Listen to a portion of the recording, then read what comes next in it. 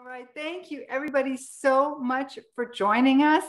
My name is Kate Kunkel, for those of you who may not be familiar with me, and I am a brain health mentor, and I am the producer and creator of Brain Health Matters, which is a series of educational events, Facebooks, all kinds of cool stuff, groups, courses, programs. So we're here every week on Wednesdays to ask experts in the field of brain health to join us. And we'll pick, in this case, Fallon Jordan's brain. And the whole idea is to share information so that you have a better brain and you can look after your health for a more vibrant future. So thank you so much for joining us. And I'm going to first introduce Fallon. Fallon Jordan has been a devoted brain health educator and collaborator with Amen University for 8 years. As Dr. Amen's appointed super coach, Fallon nurtures the company's brain health coaches worldwide, including those enrolled in the professional course, as well as longtime affiliates. I'm one, by the way. I'm in the course anyway. It's going to take a little while. I don't. For fun, she loves being outdoors, reading, and helping families declutter and organize their homes. Fallon, first thing I'm going to ask you is, what was the decluttering? I've just always been that kind of person that was super organized. I love to color code things, and I kind of just inherited some of these OCD traits. And as my brain has gotten healthier, I've had a healthier relationship with kind of what that looks like and what it means. And then I kind of learned about Marie Kondo, and then I started reading about hygiene, which is the style of living in Europe where you have, comfortable linens and candles, and you enjoy good food and good wine with friends, and just kind of put all of that together into what I like to do to help people.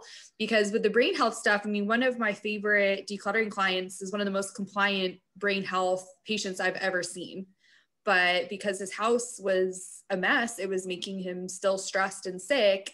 And then I've also seen people that, seem to be organized, or they think they are. And then I get in there and, there's just a lot that we have to do to optimize the way that they're living and how things are impacting their brain. If I go into your cupboard and I see, white bread, white flour, white sugar, we gotta talk about that and learn about what that means. And some of the things we'll be talking about today will definitely kind of show just, when we're talking about the high glycemic foods with the brain, and it's not good. No, it certainly isn't. I'm so excited to be talking about this today. I also, I have to ask what a super coach means. Yeah.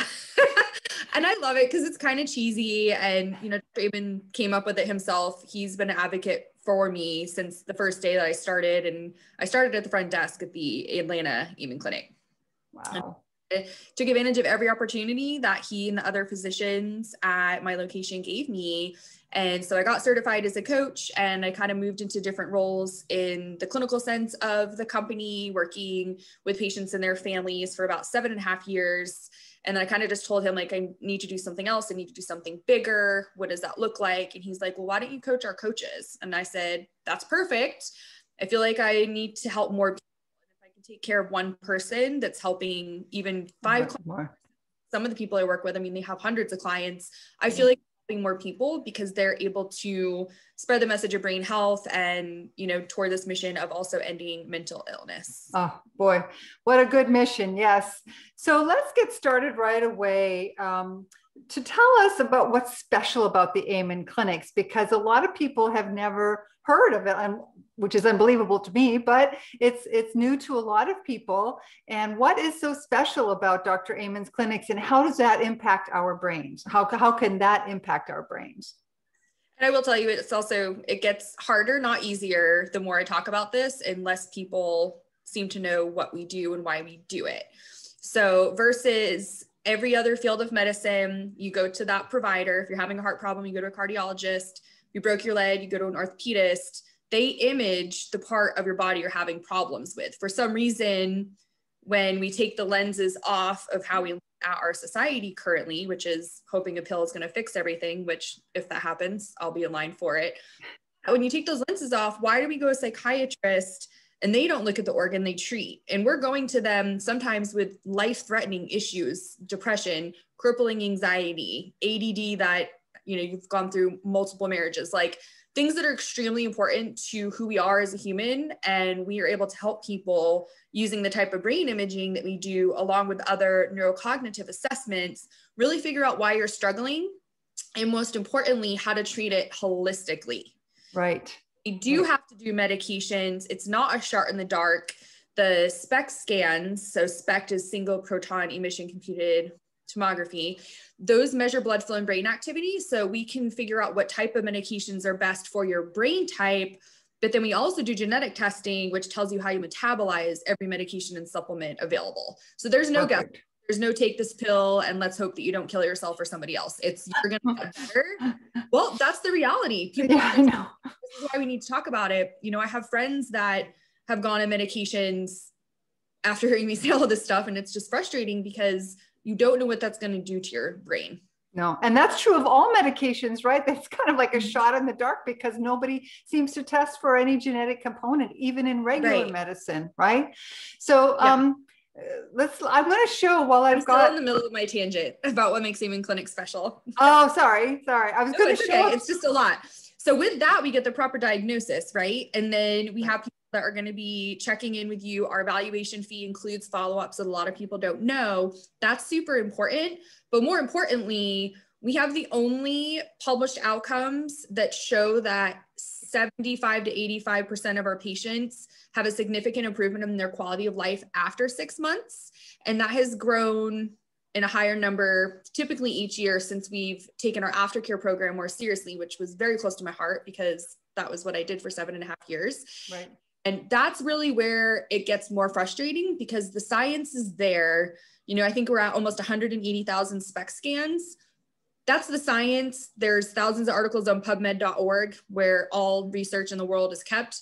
That's good information. But at the end of the day, we need to know that we're helping people, and we do. We're the only company that has published outcomes. The fact that it's in medicine is one thing, but the fact that it's in psychiatry, which there's still psychiatrists out there that have no interest in looking at the organ that they're treating, that's what we're trying to fix. We're trying to fix that paradigm of it's unacceptable for us to be playing games when we're talking about the most important organ that runs your life. So I'm going to share while you're talking about that, because one of the things that fascinated me and the whole reason I got involved in this organization was because you're actually looking at the scan of the brain and before and after. So I'm going to share one you sent to me of someone who has a genetic predisposition to Alzheimer's. I think it was Alzheimer's. And we can see here the damage before. Following the protocols that you guys institute, this is how much better the brain looks. So can you explain to folks watching what those, it looks like holes in the brain, but it's not holes in the brain, right? Correct. Yeah. So when we measure blood flow and brain activity, when you see some of those bumps and those holes, that means that that area is not getting enough blood flow. And that's why we're able to restore it, because we can recommend supplements and other holistic therapies that are going to get that blood flow healthy.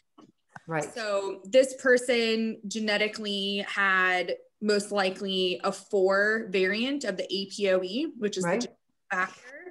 That is super important. But when I look at this, it looks like a toxic brain.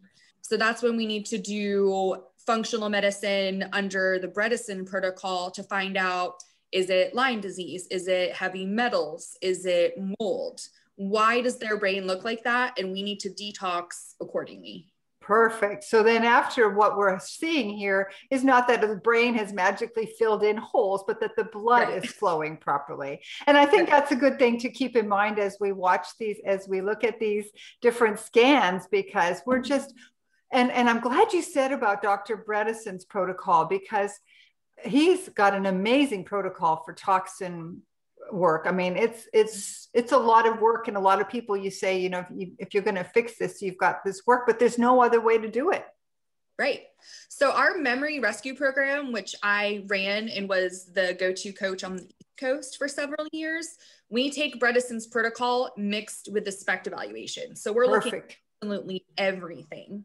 Right. And for some of my patients, the Bredesen protocol was the most important thing to figuring out why they were suffering and why their brain looked so bad. Right, right.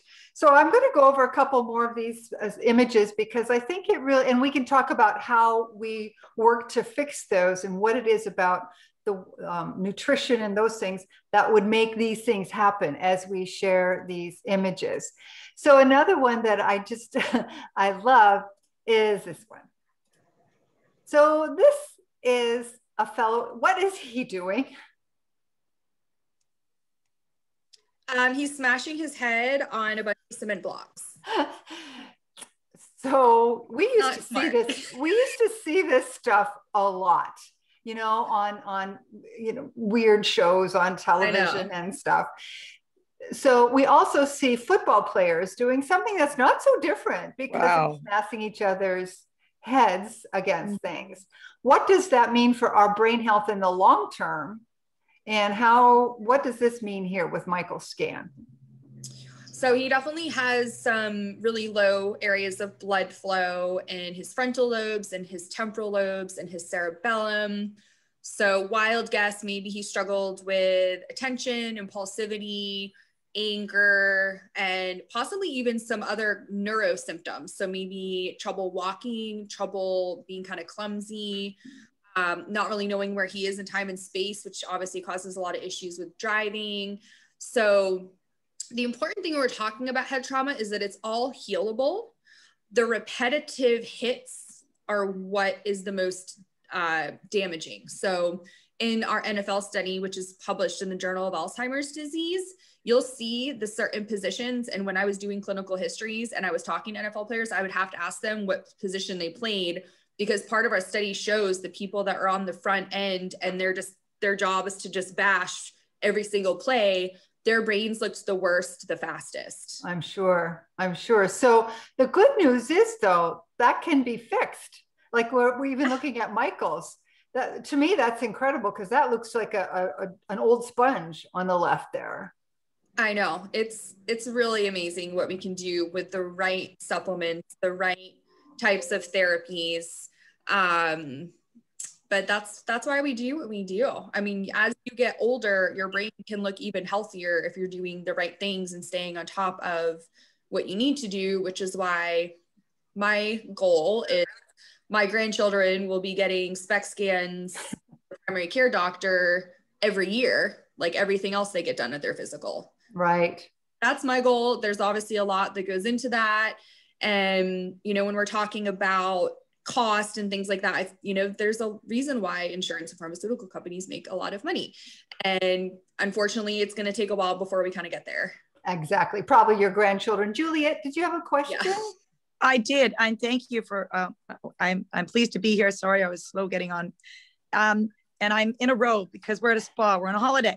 So Yay! I have a wonderful husband, Kate, you've met, and his brain, I've never seen the scan. With everything going on with the telemedicine, I haven't seen the scan or had that meeting with the doctor where we got to see how John's brain looks. Although we got a diagnosis of amyloid angiopathy and then subsequently know that there's vascular dementia. All I have to do is look at John and know that he's a large cerebral man. He was a brilliant lawyer and a thinker. And I know now that I'm trying to wean him of certain habits, that it is healable and that neuroplasticity is helping. However, here's my question. One can offer all the good news. How do I get him to believe it? And that is, of course, the $1 million question for all of us, and particularly as wives who love their partner and he, me. I notice a change in my health because I feel it eating back to what I was doing before my doctor said, oh, go back on the meats and all this. Well, no, I felt worse because I'd done vegan. But when you speak about the supplements and things, I may have missed that at the beginning. No. How do you get the mindset? How do you change the mindset without being, I'm not a child? How do you encourage the neuroplasticity and healing to begin by showing them there is another way? Because I think the stigma, and I'm sorry, your host, the name of your friend who I was just listening to? Fallon? The lovely lady. Fallon? Say again? Fallon. Fallon, thank you. Fallon hopes that her grandchildren, well, I hope that my children will be able to recognize this, because that's my hope. I don't want to wait that long. Let's let Juliet give us some insight here. Juliet? No. Fallon. I mean, Fallon, yeah. Okay. I'm looking at your name on the screen. Yeah. And I'm sorry if that was confusing, but I believe everyone on the planet right now needs to have a SPECT scan, non-negotiable. But for me, my hope is that it's going to be normal to get a SPECT scan regularly throughout your life, just like you get EKGs and blood work. That's going to take a long time, unfortunately. And as far as compliance, what type of scan did your husband get? Was it an MRI of the brain? I'm unmute, Julia. Yeah. Unmute. Yeah, I'm unmuted. Thank you. He's had several. So we've had an MRI, we've had a CAT scan, and John is also 78. And we recently had a scan. He's having a lot of difficulty right now, and I noticed the puffiness with sinus pain and headache. However, I have to say that he enjoys aspartame loaded pop. I can't seem to wean him of that. Don't get me started, Kate. Anyway, so he's had those, but I have a doctor who, I don't know how open he is to alternative medicine. And I call it alternative. I mean, complementary medicine. That's how I look at it. Right, right. So let's go back to the kind of scan. So he's had a CAT scan, MRI, an MRI, and a CAT scan. Okay. And then has he had a PET scan? Not that I'm aware of. Okay. All right. So let's get to those then, Fallon, and you can discuss the difference then. Thank you. Yeah. So an MRI and a CT is extremely important. But I would say 95% of our patients that come to us have a normal MRI or CT scan, because it's making sure you don't have a tumor and it's making sure you don't have a brain bleed. So that's excellent. I'm glad that that's not the case. However, we need to see how his brain is functioning. And right. The thing about SPECT is, yes, we'll see that for him, but even people that are younger that get a SPECT scan, we can see problems before they even start by about 20 years. So, wow. Looking into a crystal ball, but it's your actual brain. And when you see how your brain is functioning compared to the healthiest 8-year-old male brain that we have, that shows you, okay, so it's a brain problem. It's an organ, just like anything else. If I had a broken arm and you were telling me to do the dishes, that wouldn't be very nice, right? Like if your brain is having trouble and I'm asking you to do things that require a lot of cognitive or emotional effort, that's going to be challenging. Let's go back to the basics. Let's see what vitamins, minerals, hormones you're deficient in, and let's treat them. Yes. And the cool thing about what we do and what I've learned over the past several years working with our doctors is we're really going back to the basics. I mean, we learned about the periodic table in what, 4th or 5th grade? You want healthy magnesium, you want healthy zinc, you want healthy calcium in your body, but you don't want mercury, you don't want lead, you don't want arsenic. Like basic things that we've learned, we need to apply them medically. And recently, I know there's more doctors that are being more open, but at the end of the day, you're hiring this doctor to make your husband well. If he's not doing that, why are you paying him? Right, exactly. Well, in Canada, we don't pay them, our taxes do. But the sad thing is, you've got somebody who's had this person for 30 years. It's right. That mindset thing. It's the encouragement. And I think there's increments of change. But when you talked about the zinc and selenium, I had work done on me because I noticed that I dropped all this weight and I couldn't understand why. And they still haven't figured it out. And the answer was from this person that scanned me, a naturopath, osteopath, that I had 0 zinc and selenium in my system. And she'd never seen that in 27 years. When I started with, not kidding you, when I started my, and I'm a double mastectomy cancer survivor. When I started my zinc and other things, supplements through my naturopath in Ontario, I have no longer what I would say narcoleptic moments. I'm not sleepy and falling asleep at the wheel. I used to not want to drive after 7 p.m. because I was so sleepy. Right. So I know now how important diet and mindset, but also those supplements. So and let's get into the supplements. Can't get them from food. You can't get them from food because the ground's depleted. Let's talk a little bit then about other things that we can do when we're trying to analyze our problems, because most people, when they go to their doctor, do not get tested for nutrient deficiency. They don't get tested for anything like that. So I guess what I always tell my clients is go get tested. Get your blood, go to an integrative practitioner, someone who understands what we need to check for. And I give them a list of the things that we need to check for and actually have those analyzed, like you did the zinc and the selenium. But what about things like stool samples to see what our gut bacteria is? Is that something else that Amen clinics would recommend? And do you think that's wise? Because I do recommend that. Yeah, it's a really important piece, and it's really just looking at everything, because I've had patients come to us who, I'm thinking of this couple that I'm so obsessed with in Chicago. They were seeing a Bredesen doctor for 10 years regularly, and they were doing all kinds of cool out of the box stuff with him. But when they came in for their specs, we still saw a lot of brain problems that we needed to treat, that the stool test and the blood work and the saliva test and the cheek swab methylation test, I mean, they had really done every other way to measure, but we still were missing the brain piece, and we caught a lot of things. And thankfully they were happily married, and I told them they needed to sit in their hyperbaric chamber together every day for a few months to get some of that blood flow back, which is extremely important. And then also with their vitamins, they weren't taking high enough doses of everything. Yeah. I see that a lot of people. Yeah, a lot of people do that. Oh, I'm taking vitamin C. Well, how much? 100 milligrams, hun. It's not enough. So yeah. Okay, let's go on to a couple more scans, because I would love to share more of these. We also have here, my favorite images here. So I'd like you to tell us about Ray and Nancy. So I know they were married a really long time, and she just started getting really forgetful and really angry. They went to a typical neurologist, were told it's dementia, there's nothing we can do. And they decided that's not an acceptable answer, which we should all say. Yes. But I heard that all the time when I was working with my dementia patients. Unfortunately, that was a real thing that happened often. And so she went through our protocol. Look at this.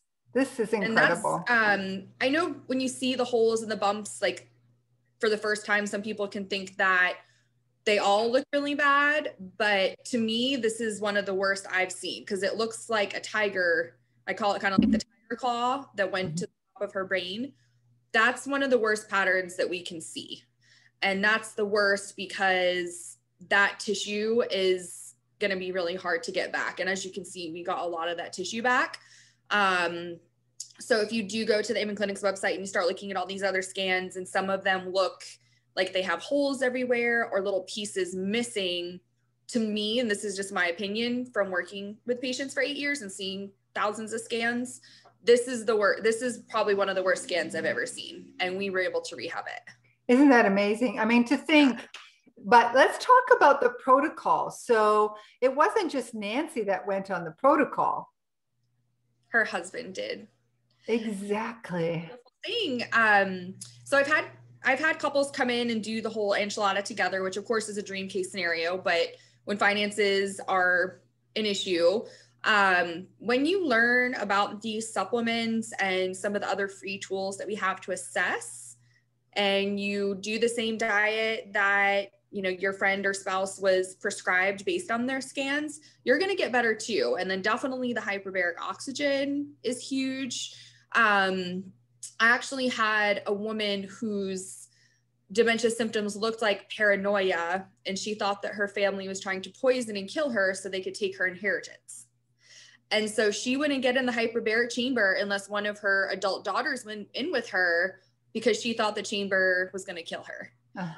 And so her daughters took turns, and they would come into the clinic and they would go in with her. And just after a few weeks, her daughters were saying they felt better than they had in years. One of them, their A1C and insulin levels were healthier than they'd ever been. And so why wouldn't we want a side effect to be a positive thing when you're already helping somebody? Exactly. Perfect. So I have some questions here because we don't have a whole lot of time left, Fallon, and I got questions from folks who are not able to make it today. So we did a little bit all about the nutrition. That was one of the tests. Patty asks why, if there's some reason on that you can see in the brain scans, why you can sometimes remember like numbers and not names. Is that a different part of the brain? And can you see that? It is. And I'm going to tell you right now, memory for anything that I visually see is so ingrained because of the emotional connection that I make. It's very rare that I would have a patient from years ago email me and I would see their name, I'd go into my system, part up their name, and I would immediately remember them. But asked me to repeat 5 words recently, that's been better. But for a very long time, I couldn't do that because my parietal lobe wasn't working. And that's where you're trying to pull recent information, pull a word that you're trying to say. I'd had 3 concussions to one very specific part of my brain. And it was just very clear that that was why. And so the supplements that I took had to repair that little hole that I had of low blood flow and hyperbaric oxygen. And that part of my memory got better. Has my visual memory improved? I mean, I would say yes, but it was always so strong that I never really had to like work on it. Right. Like the memory games where you like turn over the cards and stuff. Like I was always like excellent at that, but just the verbal stuff was sometimes a struggle. So it can be a different part of the brain then that is working harder or less. Right. So for a lot of people, certainly in Canada, nobody can cross the border. And there are a lot of people who don't have the resources to go and get a brain scan. These other protocols that we have, and certainly, I mean, my protocol, I have even my book is very much like Bright Minds and all of the stuff that Dr. Amen recommends. So even if that's all they can do, if they can't do a brain scan, let's start with this protocol and then see if there's something, if it's not working or we're running into like a plateau, then let's see if there's something else we can find, if there's a way we can get those scans so we understand what we're dealing with. Because if it helps the family members and yeah, okay. I just wanted to make sure people understood that. John, you had a question? Yeah, I was diagnosed about 3 years ago with early onset Alzheimer's, which an ordinary scan didn't show anything up. Then they gave me an MRI scan. I've got lots of holes in the frontal temporal area. Well, I used to play rugby many years ago, so whether it was that, I do not know. But just lately, I mean, I used to go out without a coat on, even in sort of coolish weather, but just like recently, I'm wrapped up ever so warm. I feel the cold ever so much.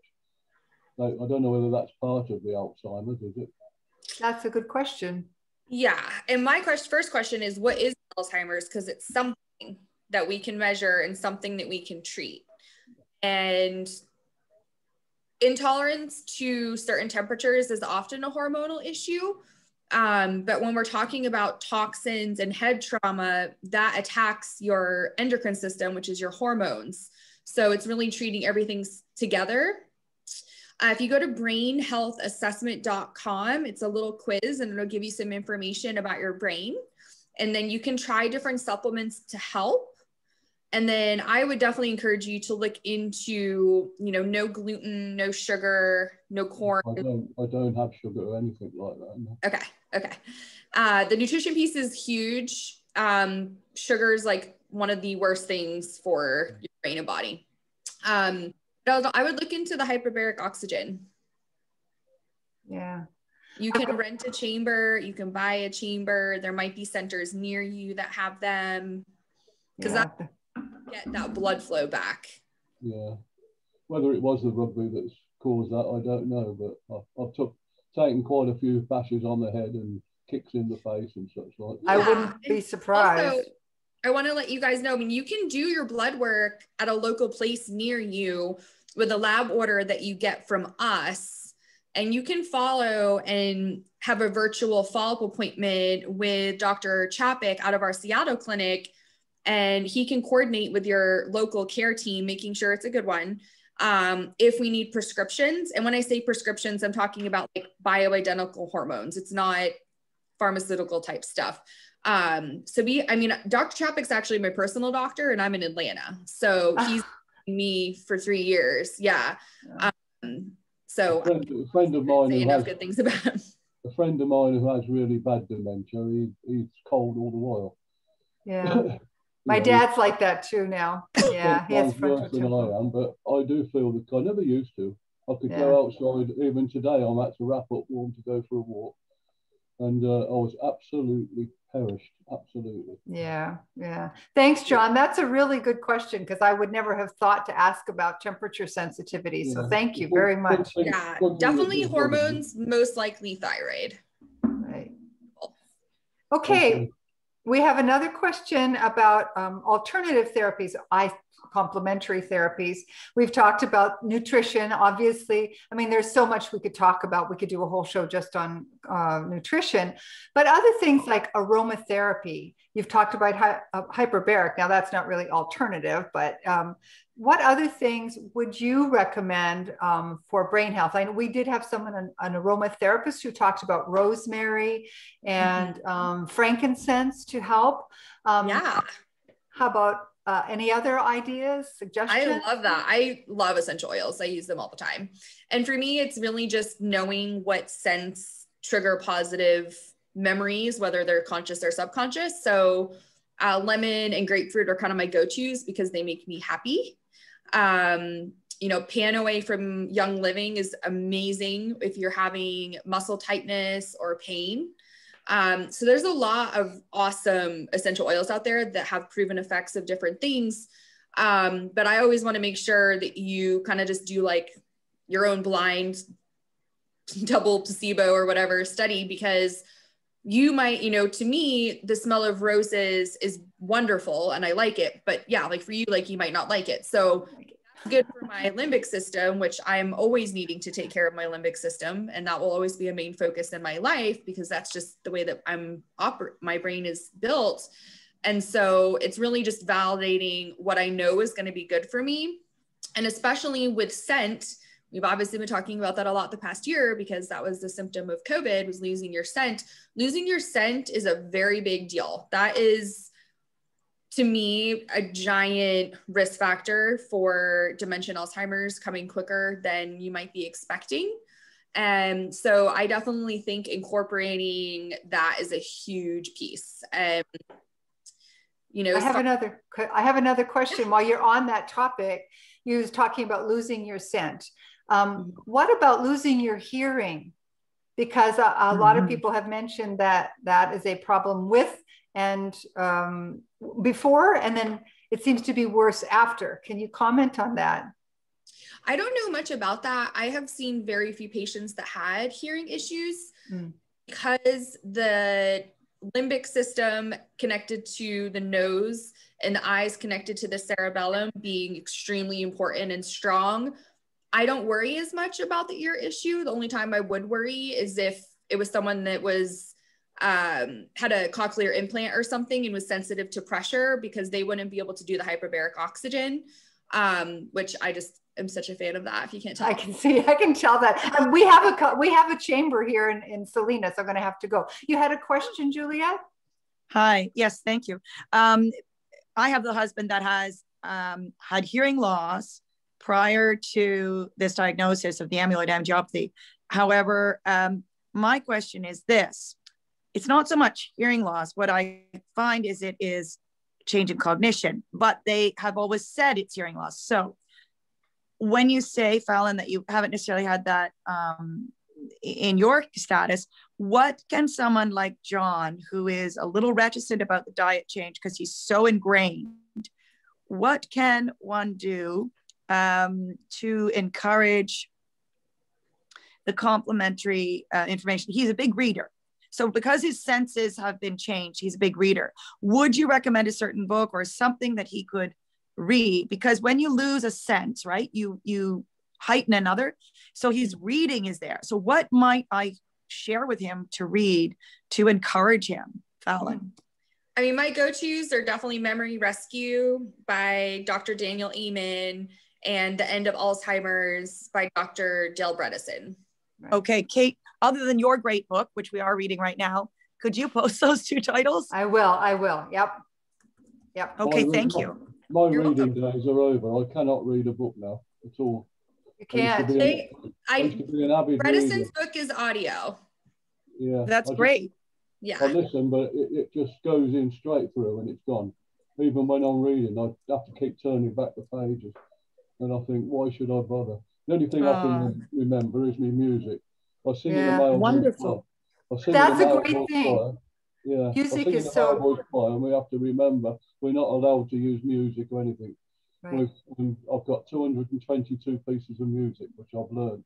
There I you love go. that. Wow, that's Wonderful. fantastic. I sing in 4 choirs. I sing in 2 mixed choirs, a male voice choir, and a little a cappella group as well. If you belong to my Prevent Dementia group, John posted a video there. I want to quickly ask, which of the books of Dr. Amen did you want me to talk to them to look at? Fallon, I'll post it here in the chat. Memory Rescue. Memory Rescue. Okay. Thank you. And music, music is wonderful. John, my husband's name is also John. And where we learned a lot about music, if you're in Canada, is Baycrest. Baycrest is a very advanced, I think, hospital that has an art gallery and a concert pianist often playing in the lobby. They're a progressive hospital, and music and the arts are wonderful. But my husband, sadly, since he can't, the hearing is a definite problem. That's hard. He has to feel the music. So it's, the other day I rubbed noses like an Inuit, and that was just to connect. And don't get me wrong, he's still brilliant. But I like the idea of listening possibly. And again, it's attention. So maybe if we can get some of the sugar component out, the attention will return.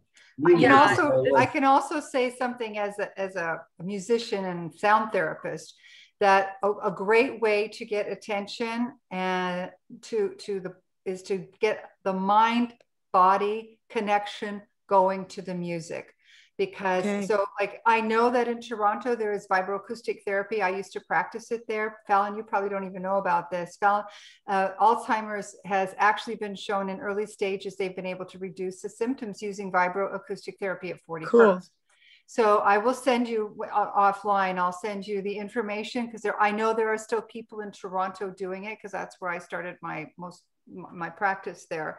So it is the mind-body connection. And like Fallon was saying, the smells, all of those connections are so important to keep the mind going. There's one doctor, I don't remember his name now, who offers the 5 senses. And I did it in a course that I offer, is you touch something, you smell something, you hear something, you look at it. You know, those senses are all, they need to be nurtured every day. You need to do that, because the connections, it helps with short-term and long-term incorporation of memories, right? So that's really an important thing to keep in mind all the time for all of us. Beth, I haven't had a chance to chat with you. Do you have any questions or anything particular you'd like to know more about? No, I think it was just that. I was asking Beth, John. Hold on. Sorry. There you go. I've just been enjoying all the great information Fallon's been sharing, and all the wonderful questions from both you and John and Jillian. So I'm just enjoying and soaking up all this info. Okay, good. All right. Thanks so much for joining us, taking the time. Thank you for having me. You're welcome. So I do want to say something, Juliet, for your John. Yes, I'm listening. I've been obsessing about it since you said at the beginning, the sinus issue. Yes. You guys need to look into that. We just had that MRI, and just before we've taken this little break, because I noticed things coming on fast and furious. Like I sent him, and I won't take all your time, I sent him to just do the recycling in the building that we've moved into now. And he was a lawyer and a woodworker. He's a brilliant man. And I met him at lunch, and I said, so did you just save the plastic bag, honey, so we can put it back in our blue box? And he said, I left everything. I wasn't sure what to do with it all.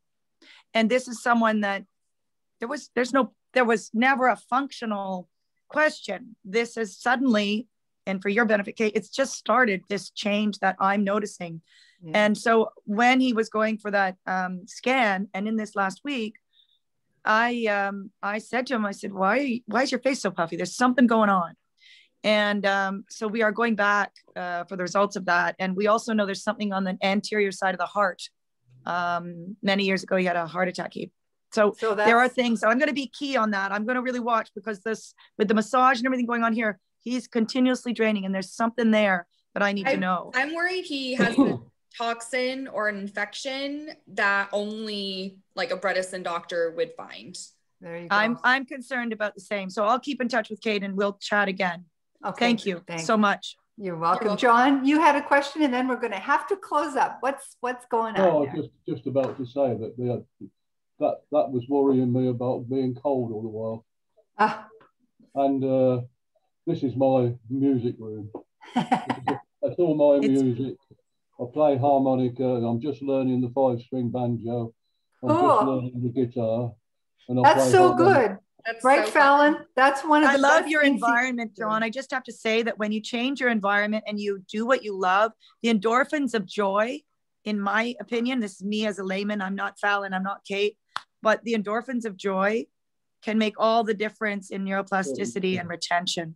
Yeah. So thank you, John. I remember all my school days, but I can't remember. So it sounds like based on his MRI that area could use some extra love. There you go. I want to thank everybody for joining me today. We went a little longer than we normally do, but it was so worth it, Fallon. Thank you so much for all your gracious information. Juliet, John, and Beth, thank you for taking time out of your day. For everybody who's watching on live, I want to thank all of you. And I will see you again here next week. If you want to reach Fallon, I will put a link, but go to amenclinics.com. No? Where do we go? They can Facebook DM me. Okay. Email me. So again, it's Fallon. Because I technically work for Amen University now. Amen University. Okay. So yes. So on the website anymore. There you go. Thank you. She just put an email there. Jordan@amenclinics.com, and I will post that in the comments when I post this everywhere, because it will be going everywhere. Lots of people had questions but couldn't make it. Again, thank you very much, and I will see you next week. Next week we're going to be talking about gut health. Take care. Bye.